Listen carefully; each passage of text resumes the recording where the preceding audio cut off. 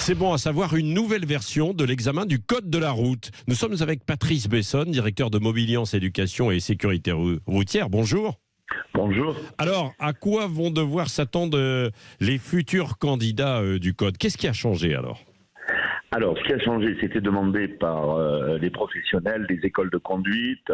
On demandait ça depuis pas mal de temps et le ministère de l'Intérieur a revu l'ensemble des questions. Elles vont avoir un énoncé plus simple, c'est-à-dire on pourra mieux comprendre la question. On va avoir plus de questions sur la règle. Oui. Et sur la réglementation en termes de circulation, c'est ce qu'on avait besoin.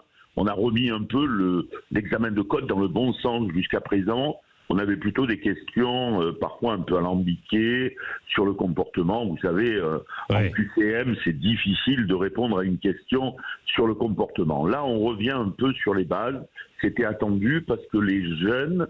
le constat, c'est qu'ils connaissent de moins en moins les règles de code. Oui, et les règles de code, on en a besoin pour passer l'examen pratique. Oui. Et donc, comme ils ne les connaissaient plus, ces règles, ils étaient obligés de les apprendre à l'intérieur du véhicule. Oui, et vous savez que quand vous prenez une heure pratique, c'est pas comme une heure collective, ça coûte cher. Oui. Donc, on était obligé de revoir tout ça. Alors là, normalement, c'est fini. L'examen sera beaucoup plus basé là-dessus, beaucoup plus basé sur également les usagers vulnérables, que sont les trottinettes. On en a de plus en plus, donc il va y avoir des questions sur les trottinettes, il va y avoir des questions sur les vélos, et également sur les piétons. Les piétons, je rappelle qu'ils paient un lourd tribut en termes d'accidentalité.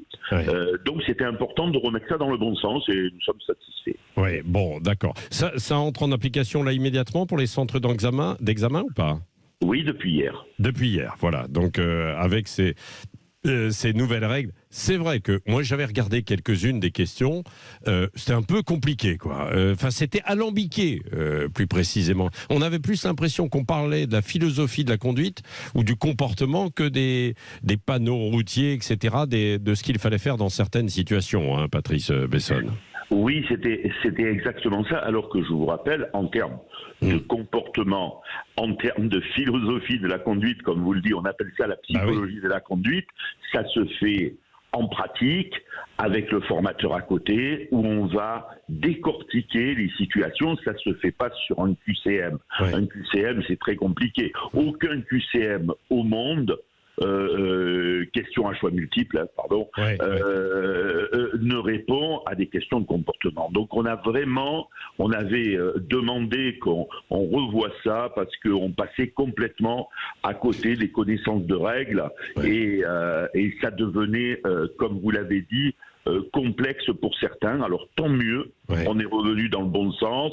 Les questions, vous savez, il y a des questions où il y a plusieurs réponses, ce sera notifié. Plusieurs bonnes réponses, on dira voilà, il y a plusieurs réponses. Donc voilà, plus de clarté. Ça ne veut pas dire que l'examen sera plus simple, mais comme il y aura plus de clarté, eh bien effectivement, les personnes qui connaissent le code pourront l'obtenir plus facilement et tant mieux. Ben voilà. Et puis si vous avez une petite heure à perdre, regardez justement ces questions pour voir si vous-même, alors que vous l'avez passé il y a quelques années, vous pourriez obtenir de nouveau l'examen de ce code de la route et puis accompagner aussi les jeunes qui pourront passer les examens. Merci Patrice Bessonne, directeur de Mobiliance, Éducation et Sécurité routière, d'avoir été avec nous ce matin sur Sud Radio. Beaucoup de rendez-vous autour de l'automobile, vous le savez, sur Sud Radio, chaque jeudi soir, les vraies voix qui font rouler la France, et puis le week-end également, bien sûr avec Jean-Luc Moreau, ainsi que le petit matin, bien sûr, dans Ça roule avec Benjamin Glaise. Il est 6h55.